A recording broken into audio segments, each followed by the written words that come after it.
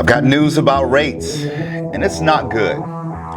This is the weekly report on Major Money Matters.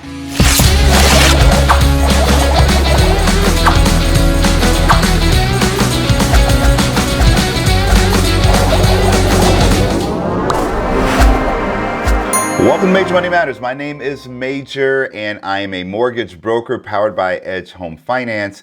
And every single week, we put out the weekly report to keep you up to date on what's happening in the economic world and how it may be affecting your home buying or home selling process. So if this is your first time here, I do encourage you to hit the like or subscribe button so that you get updated every single time we post weekly videos about the housing market. Now, I waited a little bit later in the week to do this video because I knew that CPI numbers were coming out today. CPI numbers, this is the Consumer Price Index.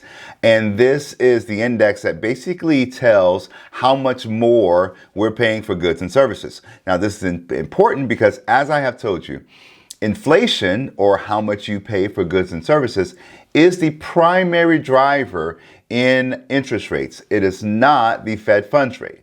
We have tried, or the Fed has tried, to combat inflation by increasing the Fed funds rate in order to limit inflation.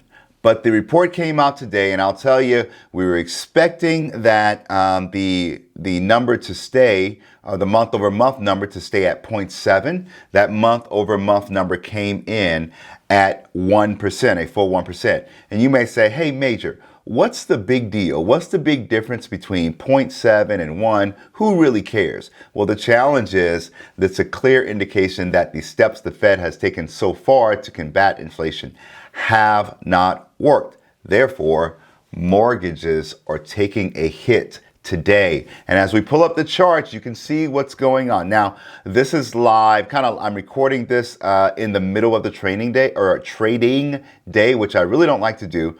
But you're seeing fluctuations in the bond market with mortgage-backed securities selling off from 75 to 90, as high as 90, 98. I've seen basis points lower. Now, I've told you about this chart. As this chart trends up, interest rates are going down. But as this chart trends down, interest rates are going up. And I wear my red hat today because it's a red day, and mortgages are getting hit pretty hard, or pricing on mortgages are getting hit pretty hard. You see that big red candlestick today means that interest rates are higher. How much higher? Well, for every about 100 basis points, you can estimate that interest rates are about 0.25% higher.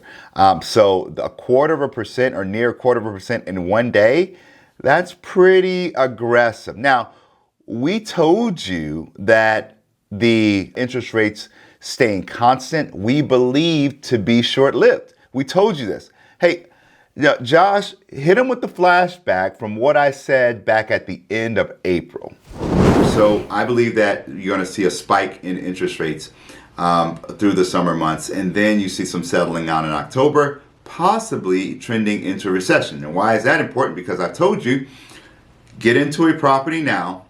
When the opportunity comes, refinance that property. Okay, yes, the interest rate is going to be higher. You can't really change that. But get into that property now and then refinance that property later on when interest rates go down. 2023, that's probably when you will see a recession. All right. So this is not a surprise. It is a bit of a surprise because I actually thought that this was going to happen later in summer, but we knew through the summer months, the inflationary readings were going to be higher year over year.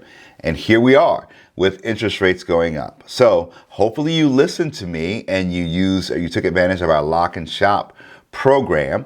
If you have not, then I believe this is going to continue. So we may want to take a look at that again. Contact me, contact my team, and we'll talk about it. So let's take a look at these inflationary numbers and see how bad things have really gotten in the form of affordability.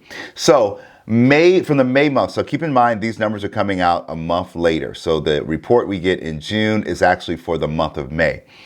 May, our headline of inflation month over month was 1%, but year over year, 8.6%. So we're paying 8% higher in goods for services than we were last time this year. Take a look at the rents. Rents are at 5% right now, or 5% higher year over year. Now, this is interesting because this is lagging behind some of the other reports that I'm seeing on the growth of rents. I've shared these with you from some other sources saying that rents are somewhere from 15 to 20% higher year over year. So this is kind of lagging behind or showing a little bit lower number.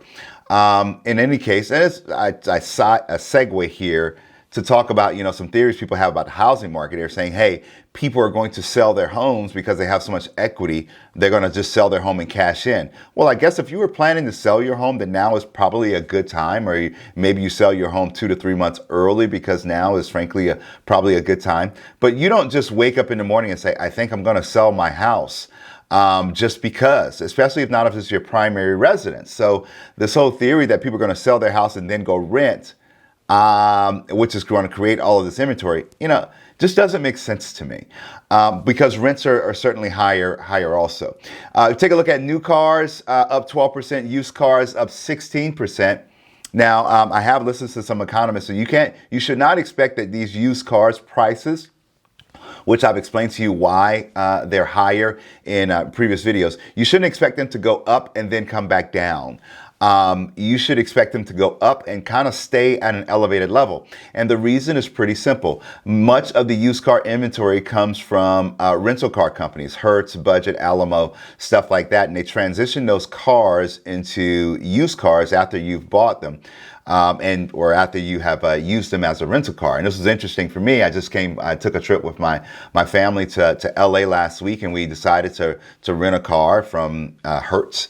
And we rented that car. We thought we were going to get a newer car. I mean, it wasn't an old car or anything, but it wasn't what we were used to getting from rental car companies. And the reason is these rental car companies are not adding new cars significantly to their fleet because of the cost and just of the cost of the new cars and everything.